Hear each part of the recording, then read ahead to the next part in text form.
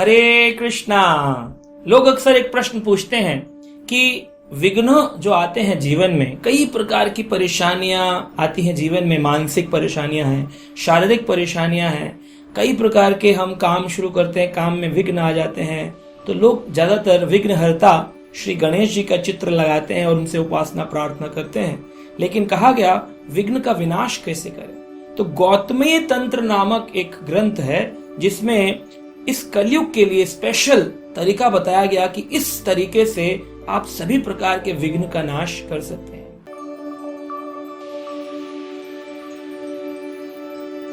कहा गया नाम संकीर्तनम विष्णु सर्व विघ्नानि क्रंतनम।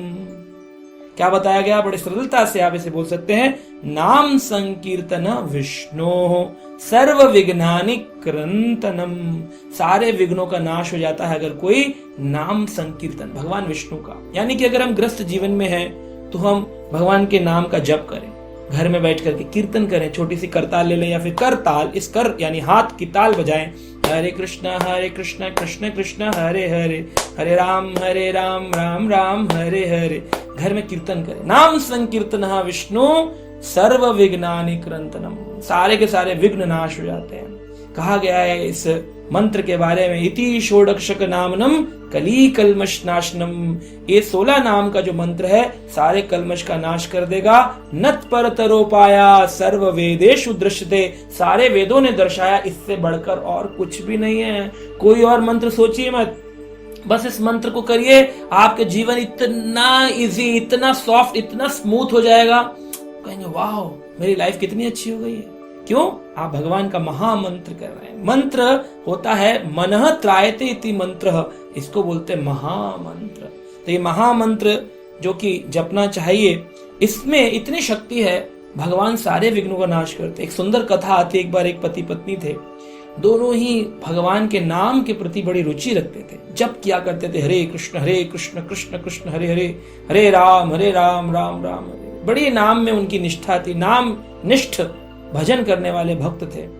और इन दोनों का जो विवाह हुआ, विवाह होने के बाद में ये दोनों पति पत्नी जो थे, एक बार विवाह आयोजन से निकल करके और अपने घर की ओर जा रहे थे। गांव में क्या होता था पुराने जमाने में, जब शादी हो जाती थी उसके बाद गौना होता था। गौना यानी कि स्त्री पुरुष का विवाह हुआ, उसके बाद वो जाएगा, कुछ वर्षों बाद जाकर लड़की को लेके आएगा।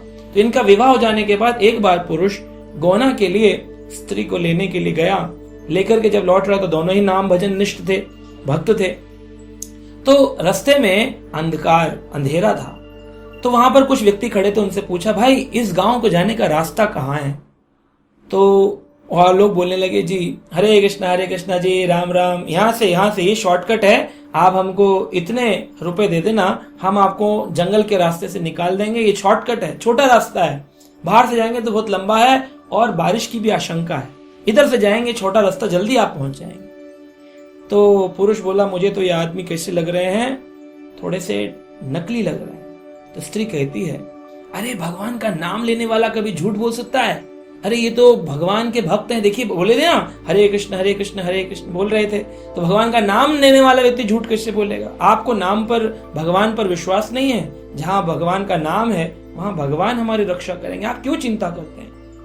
पति बोला कि बात तो तुम्हारी ठीक है, लेकिन फिर भी मुझे ऐसा क्यों लगता है, ये वेशभूषा से तो लग रहे हैं कि ये साधु हैं, लेकिन अंदर से ये मुझे ऐसा लगता है इनकी भाषा इसे बता रही है कि साधु भाषा नहीं है इनकी।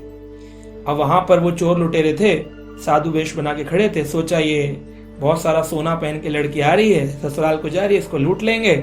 और यही तरीका है कि भक्तों को देख करके लोग सामने वाले बदल जाते हैं। हम लोग भी जब कभी रोड पर जाते हैं तो कुछ गरीब आते हैं मांगने के लिए, तो कहते हैं हरे कृष्णा हरे रामा, हमको भी दे दो, तो हमें देख करके वो भगवान का नाम बोलने लग जाते हैं। जिससे कि नाम कृपा तो उनको मिलती है, लेकिन किसी के मन में अगर पाप हो तो क्या हो सकता है? तो ये स्त्री पुरुष जो थे, स्त्री जो है वो कह रही थी चलिए मानिए ना, भक्त वेश में हैं, भगवान का नाम बोल रहे हैं, तो इन पर विश्वास करिए। पति कह रहा था पता नहीं क्यों मेरा मन नहीं मान रहा, फिर दोनों चल दिए और उन्होंने जंगल के रास्ते से निकालना शुरू किया। आधे ही रास्ते पहुंचे थे कि चोरों ने क्या किया, साधु वेश त्याग दिया और बोले हम तुम्हें लूटना चाहते थे, हम चोर हैं। पुरुष बोला, देखा मैंने पहले ही कहा था ना, तुम मेरी बात नहीं मानते, फंसा दिया ना तुमने, कहकर के साधु वेश है, भक्त हैं, भजन करते हैं। स्त्री बोली, जो भी था मुझसे गलती हो गई, लेकिन अभी क्या कर सकते हैं। और उन्होंने उस स्त्री के सारे सोने के कुंडल, नथनी, कड़े, चूड़ी, पायल, सोने की तगड़ी, सोने का सामान, जितना सोना चांदी ज्वेलरी था, सब उस औरत का छीन लिया।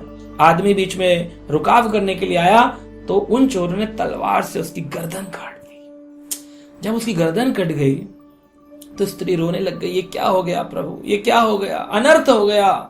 मैं तो अभी विवाह करके घर ही जा रही थी, गोना हुआ था, ये क्या हो गया, अनर्थ हो गया, मैं विधवा हो गई। तभी देखते हैं बहुत जोर की हवा चलने लगी, बारिश का मौसम बन गया और बिजली कड़कने लग गई। जोर की बिजली कड़की और वो आकर के उन चारों चोरों के ऊपर गिरी और चारों के चारों का क्या हो गई, मृत्यु हो गई। और वहां पर देखते हैं भगवान प्रकट हुए और भगवान ने प्रकट होकर के उस स्त्री के सारे सोने चांदी उसको पुनः प्रदान किए। रोने लगी, प्रभु आपने दर्शन दिए, मुझ जैसी पतिता को आपने दर्शन दिए, मैं तो पतित हूं, आपने मुझे दर्शन क्यों दिए। तो भगवान कहते हैं तुम्हारी नाम निष्ठा के कारण। और फिर उनके जो पति देव थे, उनकी गर्दन जो काट दी गई थी, उसको भी पुनः जीवित किया जोड़ करके भगवान ने, और स्त्री पुरुष को जंगल पार करा के उनके घर तक छोड़ा।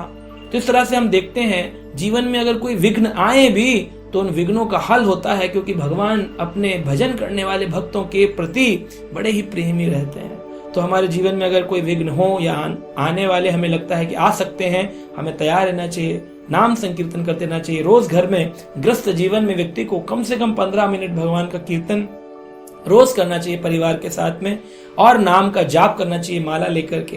तो आप देखेंगे बहुत सारे ऑब्स्टेकल्स हमारे जीवन के इससे ही स्मूथली निकल जाएंगे। आएंगे भी तो एहसास नहीं होगा। ये नहीं कहते कि कोई ऑब्स्टेकल नहीं आएंगे, ऑब्स्टेकल आएंगे भी तो बहुत आसानी से निकल जाएंगे। जैसे एक साइकिल चलाने वाले व्यक्ति को सड़क के गड्ढे महसूस होते हैं, लेकिन एक मर्सिडीज कार में जाने वाले व्यक्ति को वो गड्ढे तो होते हैं, महसूस नहीं होते। ऐसे ही विघ्न हो सकता आए, लेकिन उनका महसूस नहीं होंगे। इतनी शक्ति आ जाएगी कि हमें बड़ी सरलता से हम उसको पार कर जाएंगे।